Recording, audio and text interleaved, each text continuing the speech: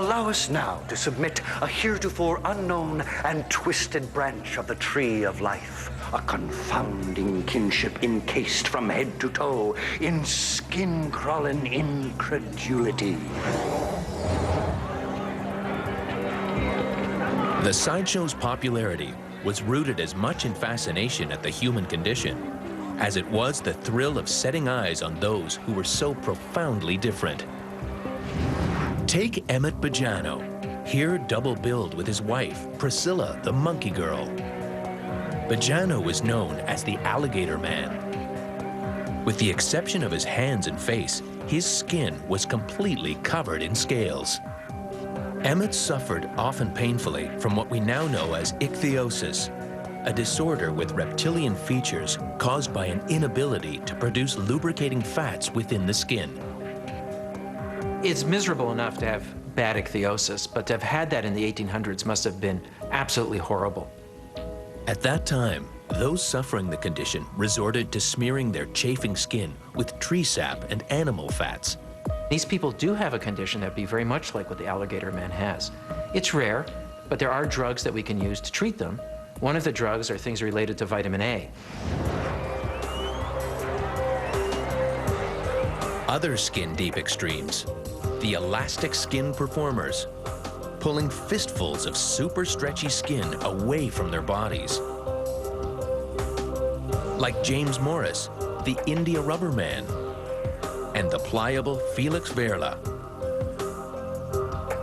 These men had Ehlers-Danlos syndrome, a syndrome that affects the body's connective tissues, skin, muscle, and ligaments.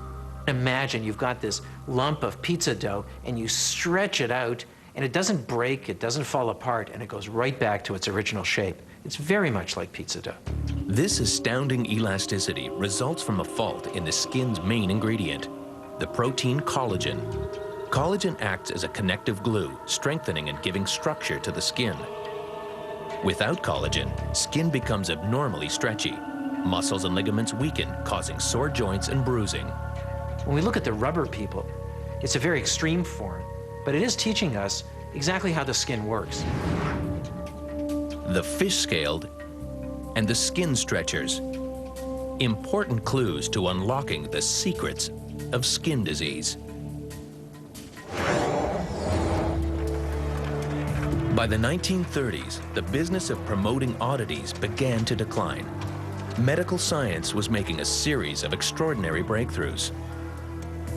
For scientists and the general public alike, a person who was abnormal, unique, and different became more of a riddle to be solved and less someone to be exploited.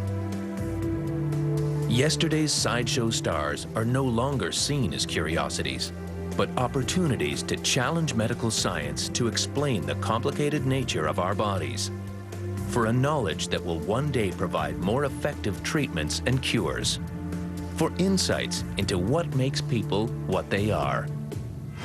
I think there is a different societal attitude towards these oddities. I think we're beginning to understand them at a much more rational level. And with that comes that lack of wonder and amazement. Now that we know that there's actual reasons for this and we can prove these reasons, we lose this mystery. When you know what's going on, you just treat people like people. We cherish those that are abnormal because we can learn from them. And we can get hints as to where to look for potential answers.